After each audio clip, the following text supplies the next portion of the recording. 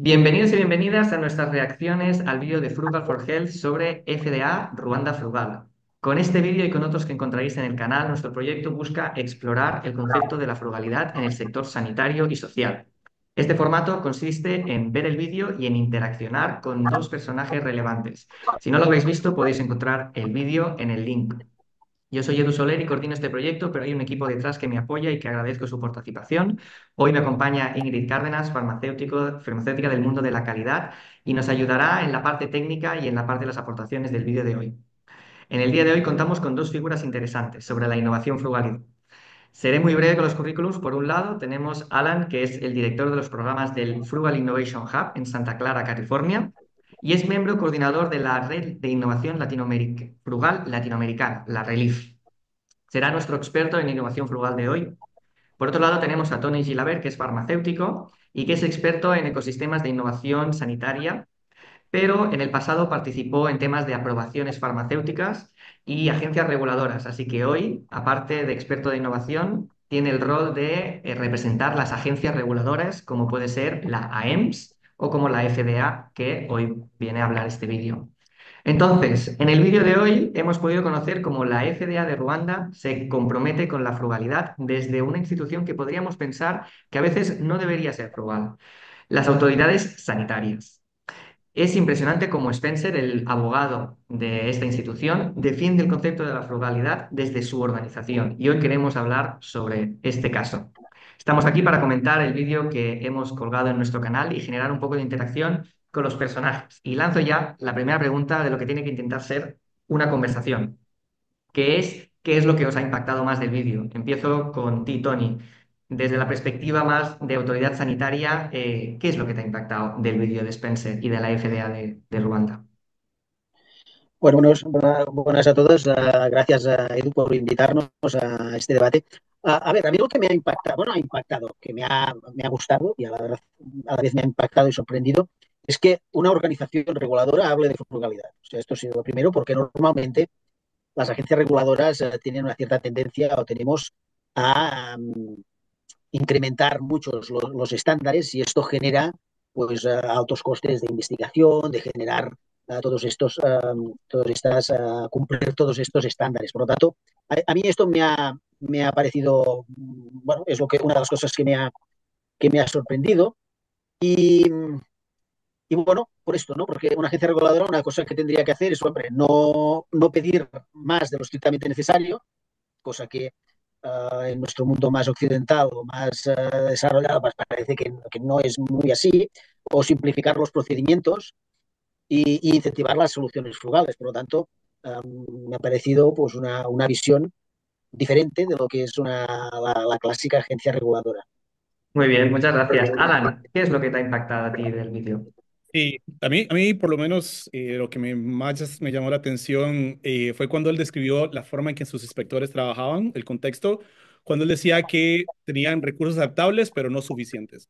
¿Qué es lo que me llama a mí la atención de esa frase que él utiliza? La innovación frugal como un mindset, como una forma de enfocar un problema, habla de hacer más con menos. Y muchas veces cuando hacemos este tipo de proyectos, nos enfocamos en lo que no hay. Y tal vez habría que darle un poquito más de énfasis en lo que hay. Y eso me pareció que a él se refería a cuando decía recursos aceptables. Lamentablemente no pudimos entrar más en profundidad en el video, pero sería muy interesante ver cómo ellos lograron generar sus propios recursos aceptables para trabajar, ¿no? Cómo le dieron énfasis a esos recursos que no siempre son económicos, ¿no? Podría ser recurso humano, natural, político, infraestructura, inclusive tecnológico, ¿no? Entonces, me llamó mucho la atención en no quedarse en eso de que no tenemos suficiente, de que no tenemos los recursos, sino más bien tenemos recursos estables, tal vez no los suficientes para hacer todo lo que podemos hacer, pero igual ejecutan y desarrollan sus iniciativas de calidad. Y hasta, Alan, co- y hasta comenta Alan, que pueden perdón. llegar hasta más lejos. O sea, hasta es muy ambicioso y comenta y hasta y billón. Dinos, Tony. No, Alan, no, solo decir que esto que estabas resaltando, de hacer con pocos recursos todo esto, aquí en nuestra sociedad se llama recortes, ¿vale? Es decir, que cuando tú intentas buscar la eficiencia con buenos recursos, ahí se llama recortes y como que tenemos bastantes problemas para aceptar este tipo de frugalidad en los recursos humanos y los recursos técnicos de nuestros, bueno, de los profesionales, con lo cual la semántica tiene su, bueno, como que cambia bastante entre un entorno y otro, ¿eh? Sí, sí, total. Pues la siguiente cosa que quería poner sobre la mesa es el tema de comprometer la calidad. A veces la frugalidad pues siempre entra en esta discusión de que la calidad entonces se ve comprometida si es una solución frugal. Ahora, me gustaría un poco que nos dieras un poco de contexto de lo que quiere decir frugal y si la calidad tiene que estar comprometida por una agencia reguladora se autodefina como frugal. Sí, tal vez una rápida definición de innovación frugal, sin querer entrar en mucho detalle, es buscar estas soluciones que comprometen, que comprenden tres grandes aspectos que podrían ser soluciones que son simples, que son eficientes, he ahí el tema de la calidad, y de bajo costo, ¿no? Para resolver problemas específicos. Entonces, desde el punto de vista de soluciones eficientes, entra el tema de calidad. El tema de calidad es cómo analizar cuáles son esos Key Performance Indicators, esos indicadores de performance que son no negociables en este tipo de contextos, ¿no?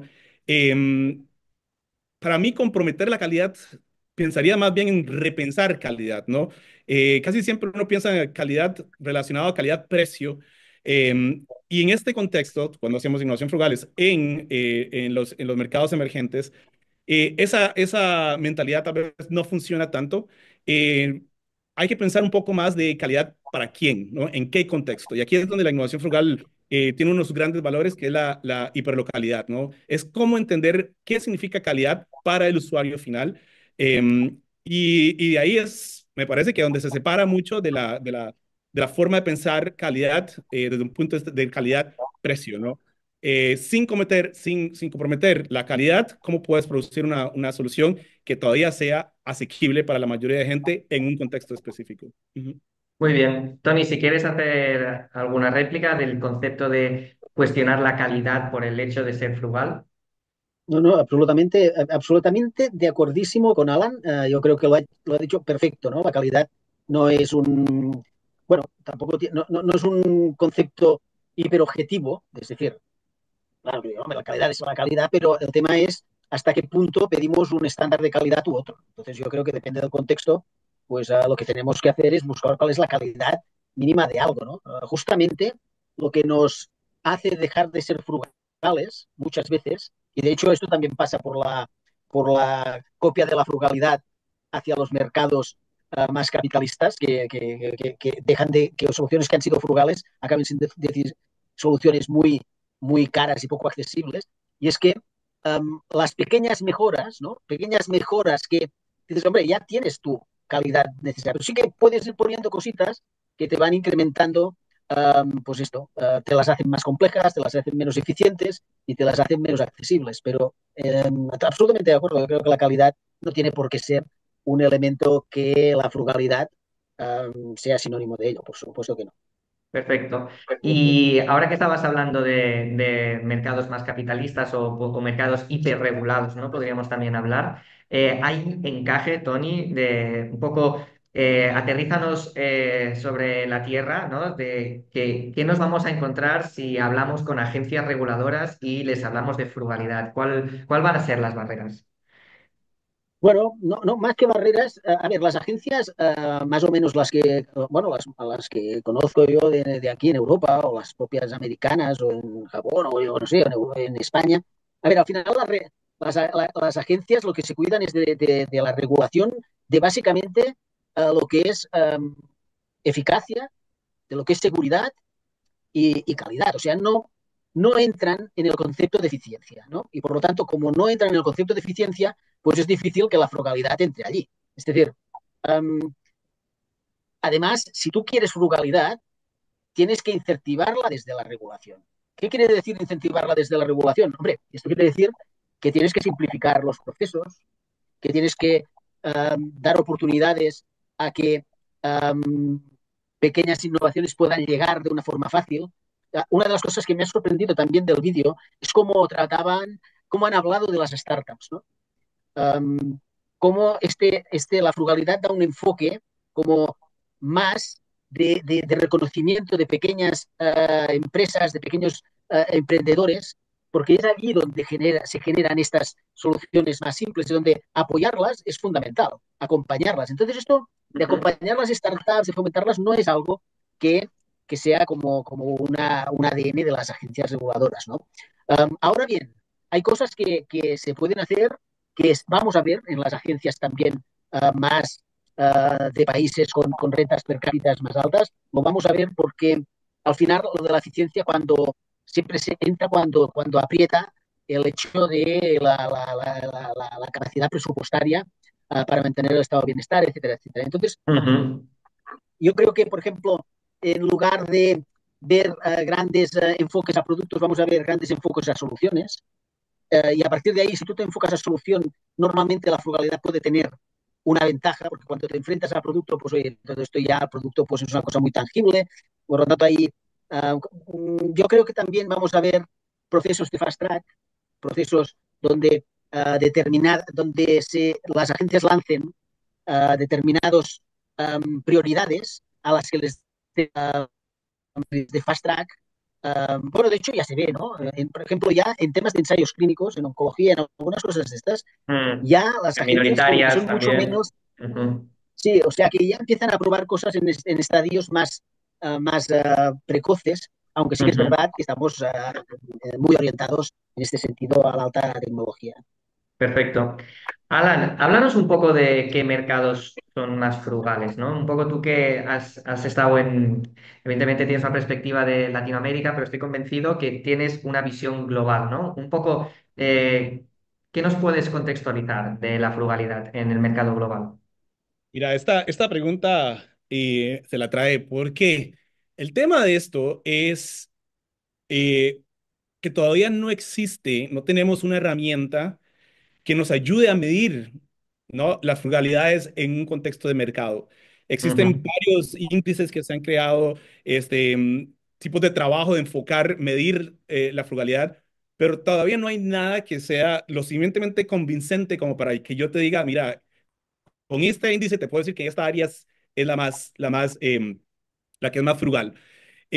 Tal vez repensando un poco la pregunta, es como qué áreas tienen mayor potencialidad para soluciones frugales que la de salud. Y pues entendiendo salud como ese concepto de la OMS que está envuelto en muchos temas, no solamente la salud biológica, sino social, psicológica, el potencial de crecimiento de la innovación frugal dentro del tema de salud es gigante. Por ejemplo, tenemos mHealth, que es esta forma de proveer salud por medio de teléfonos móviles, que ha crecido muchísimo. El gran tema de salud es que salud tiene dos grandes componentes, que es la parte de servicio y la parte de productos, ¿no? No todas las áreas tienen eso. Por ejemplo, si pensás en finanzas, finanzas es más enfocado en servicio y no necesariamente como un producto per se, tangible, ¿no? Entonces, por ejemplo, comparando salud con el área de finanzas, le llaman fintech ahora, pues no compite, ¿no? Salud tiene mucho más posibilidades de dónde que ofrecer al área de la innovación frugal. Tenés otras áreas como la agricultura, la educación, donde también ha permeado mucho la innovación frugal. Algo que me gustaría mencionar en esta pregunta es que nosotros hace 7 años atrás, 6 años atrás, hicimos una encuesta acá en el Silicon Valley y hablamos con muchas industrias de bioingeniería sobre innovación frugal. ¿Por qué no utilizan más innovación frugal en sus productos o en sus mercados que tienen? Y una de las respuestas muy interesantes fue el tema de canibalización. Ellos temen de que sus productos sean canibalizados por su mismo producto frugal. Entonces no hacen esa conversión porque es un riesgo para ellos, ¿no? Eso se vuelve súper interesante porque me parece que es un gran tema de que estamos, por decirlo así, estancados de pensar productos de bioingeniería para ser utilizados en el sur global, no surgen o no crecen o no tienen ese impacto porque ese temor a ser canalizados no, dentro de las propias empresas. Entonces, eso era una experiencia interesante y por último mencionar el tema de que el frugal aquí a veces se asocia mucho con barato, con un producto que es, nuevamente, volviendo al tema de calidad, no lo asocian con un tema de eficiencia o eficacia de un producto, sino de barato. Entonces, también hay un chip que cambiar en el tema del concepto, ni siquiera de innovación frugal, sino la palabra en sí, frugal, es asociada. Y Sí. a nivel de países, ¿nos podrías dar algunas referencias de qué países son pioneros con este tema? Sí, varía muchísimo. India y China, por mucho en Asia, están en la vanguardia, ¿no? Más que todo porque es un producto, es un concepto originado en la India, ¿no? Para el tema de en África, Kenia, Ruanda y Nigeria son países, Sudáfrica también, que han mucho a la vanguardia de innovaciones frugales. Y en Latinoamérica, mi opinión, México, Chile, Colombia, son países, bueno, también tengo esa idea que compartíamos de que Cuba debe tener su propio sabor en innovación frugal, no visto en ninguna otra parte en Latinoamérica.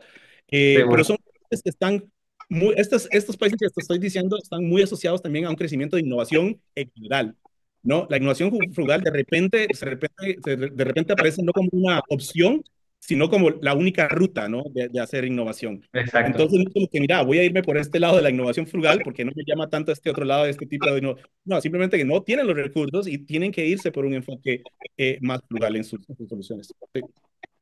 Súper. Pues mira, justamente ahora que nos dejas de que no tiene otro recurso, me gustaría como hablar del momento en que también, pues, por ejemplo, en España o en Europa no tuvimos ningún otro recurso que ser frugales, que es durante la pandemia, ¿no?